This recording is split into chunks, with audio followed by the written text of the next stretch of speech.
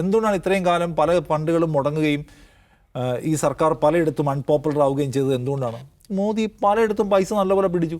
നമ്മുടെ വായ്പാ പരിധി വെട്ടിക്കുറച്ചല്ലോ. അതായിരുന്നു ഏറ്റവും വലിയ പ്രശ്നം, നാം അനുഭവിക്കുന്ന ഏറ്റവും വലിയ പ്രശ്നം. വായ്പാ പരിധി വെട്ടിക്കുറച്ചപ്പോൾ 19,000 കോടി രൂപയുടെ കമ്മിയാണ് നമുക്ക് വന്നത്. അപ്പോൾ അങ്ങനെ വെട്ടിക്കുറച്ചാൽ മോദി അതിൽ കാണുന്നത് എന്താണ്? പൈസയുടെ ഫ്ലോ കുറയുമ്പോൾ സർക്കാരിൻ്റെ എല്ലാ പരിപാടികളും പലയിടത്തും ബ്ലോക്ക് ആവുകയും ദുർബലപ്പെടുകയും ചെയ്യും. ആളുകൾ അസ്വസ്ഥരാകും. ഈ ഗവൺമെൻറ് എന്താണ് ചെയ്യുന്നത്? ഞങ്ങൾക്ക് തരാനുള്ള പൈസ പലയിടത്തും പെൻഷനൊക്കെ ഇടയ്ക്ക് മുടങ്ങിയല്ലോ. അപ്പോൾ പൈസയുടെ ഫ്ലോ കുറയ്ക്കാനുള്ള ശ്രമം അവരവിടെ നിന്ന് നടത്തുകയാണ്. അപ്പോൾ ഈ സർക്കാർ എങ്ങനെയെങ്കിലും പൈസ കൊണ്ടുവരാനാണ് ഇപ്പോൾ ശ്രമിക്കുന്നത്. ഏതൊക്കെ വഴിയിലൂടെ കോംപ്രമൈസ് എടുത്ത് പൈസ കൊണ്ടുവരാം എന്ന ഒരു സമീപനം എടുക്കുമ്പോൾ CPI ആവശ്യമില്ലാത്ത രാഷ്ട്രീയ കൃത്യത പറയുകയാണ്. അതിൻ്റെ ഒരു ബുദ്ധിമുട്ടാണ് ഈ കണ്ടുകൊണ്ടിരിക്കുന്നതാണ് ഞാൻ മനസ്സിലാക്കുന്നത്. അപ്പോൾ CPI അതിനോട് വഴങ്ങേണ്ടി വരുമെന്ന് ചോദിച്ചാൽ ഇപ്പോൾ ഒരു തെരഞ്ഞെടുപ്പ് കാലമാണ്. ആ തെരഞ്ഞെടുപ്പ് കാലത്ത് CPIക്ക് കുറച്ച് എഡ്ജ് കിട്ടും. കാരണം ഗവൺമെൻറ്റിന് അങ്ങനെ ഒരു ഇതെടുക്കാൻ പറ്റില്ല.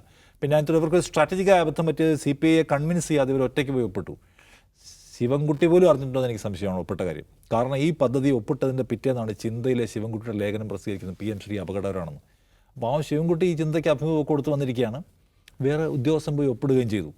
അപ്പോൾ ശിവൻകുട്ടി അത് അറിഞ്ഞിരുന്നു എന്ന് കരുതെങ്കിൽ അദ്ദേഹം ചിന്തയെ വിളിച്ച് പറയുമല്ലോ, അത് പബ്ലിഷ് ചെയ്യരുത്, സംഗതി ഒപ്പിട്ട് പോയിട്ടുണ്ട് എന്ന് പറയുന്നത്. അദ്ദേഹം പോലും അറിഞ്ഞത് എനിക്ക് സംശയമാണ്. പക്ഷെ എന്തായാലും ഈ CPIയെ ഡീൽ ചെയ്യാതെ ഒപ്പിട്ട് പോയതിൻ്റെ ഒരു അബദ്ധത്തിൻ്റെ ബുദ്ധിമുട്ടാണ് ഇപ്പോൾ CPI ഇതിനകത്ത് ചുമക്കുന്നത്. പക്ഷേ ഇത് അവിചാരിതമായ പ്രകോപനം എന്ന ചോദ്യമൊന്നും വലിയ കാര്യമില്ല. അവർക്ക് ആ പ്രശ്നത്തിൽ ഇപ്പോഴും മുന്നോട്ട് പോകണം തന്നെയാണ് ആഗ്രഹം. അതിനുവേണ്ടി അവർ ശ്രമം നടത്തുന്നതിൻ്റെ അതിൻ്റെ പ്രയാസപ്പെടൽ, അതിൻ്റെ ശ്വാസം മുട്ടലാണ് ഈ കണ്ടുകൊണ്ടിരിക്കുന്നത് എനിക്ക് തോന്നുന്നത്. CPM ഈ കാര്യത്തിൽ എടുക്കുന്ന പൊസിഷൻ രാഷ്ട്രീയമായി ശരിയാണെന്ന് ചോദിച്ചാൽ ഒരു നിലയ്ക്കും രാഷ്ട്രീയമായി ശരിയല്ലാത്ത ഒന്നാണ്.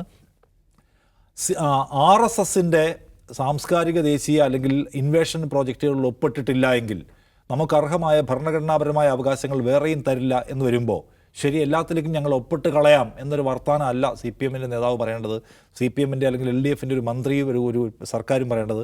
മറിച്ച് തന്നിട്ടില്ലെങ്കിൽ ഞങ്ങൾക്കത് പോരാടി നേടാൻ അറിയാമെന്ന രാഷ്ട്രീയ പ്രഖ്യാപനം പറയേണ്ട സ്ഥലത്ത് ഈ വിധേയ വർത്തമാനം പറയുന്നത് ഒരു നിലയ്ക്കും LDFൻ്റെ നയത്തിനോ CPIMൻ്റെ നയത്തിനോ യോജിക്കുന്ന പരിപാടിയല്ല, കേരളത്തിൻ്റെ പൊതുതാൽപര്യത്തിനും യോജിക്കുന്ന പരിപാടിയല്ല എന്ന് അവർ മനസ്സിലാക്കേണ്ടതുണ്ട്.